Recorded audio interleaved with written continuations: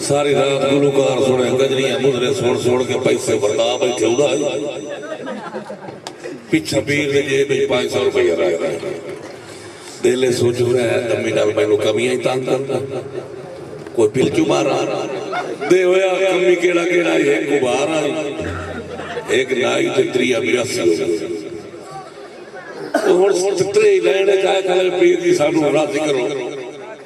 पीर को तो 500 रुपया रह गया उस सदे नाई नूं आए 500 रुपया लेना या दुआ लेनी नाई आखे जी मैं बहुत पैसे कमाए आज तो मैंने दुआ जल्दी करो पीर जल्दी जल्दी आखे जा तेनू रंग लग गया जा पीर आखे ला वे खजीर कोल तो जान छुट्टी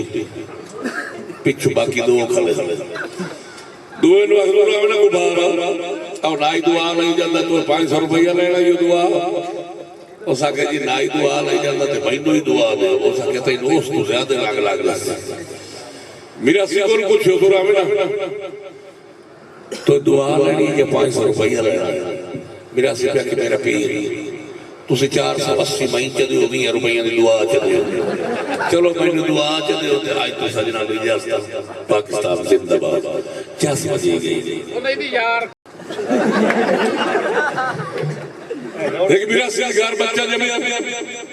बड़ा नसीब वाला बच्चा यज में ते रुना ते उना दी गां खली डट्ठी मार गई ए शुक्र इंशाल्लाह सारे भाई इधर साडी बैठी ते आ जाओ इथे जेड़े चुआर बैठे नकल बोल दे मुंह वाले उठ जाओ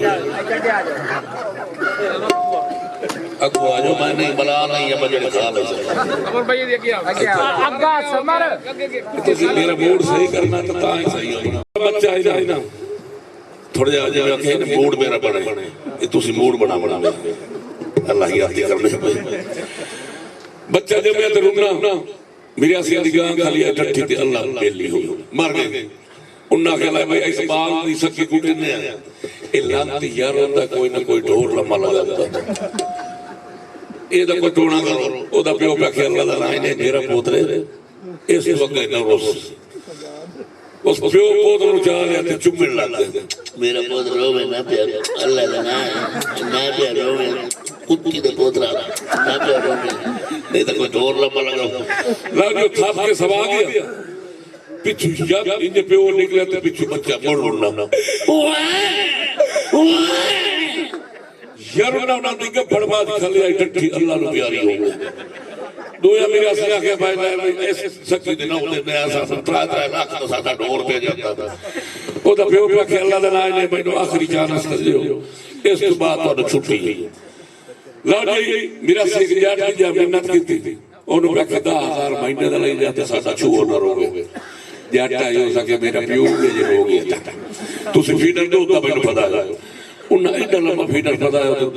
हाथ दे विच बच्चे दे कोल पाए ये बच्चे मूड रोवण दा बड़ा ऐ तकी दो विच खड़ा पी कुत्ती दे पोतरा पी लेख लन्ना ते सारे घर दी रेडी कच्चे बैठा पी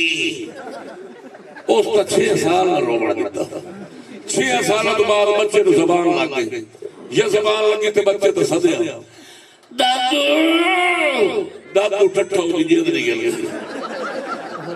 उन्ना का तोड़ी भैन नु के ढोर आया हुण मार खा गया हुण बदे दी लड़ी पे कटे भाई ने एक मेरा से जाके ऐलान कीता मस्जिद दे हजरात हेलो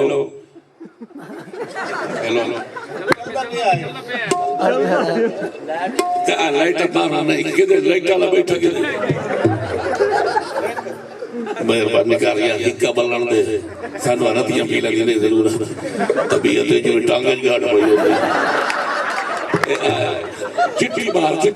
तेरा मेरा मुंह चिट्टा होने दा मुकाबला ना तो आया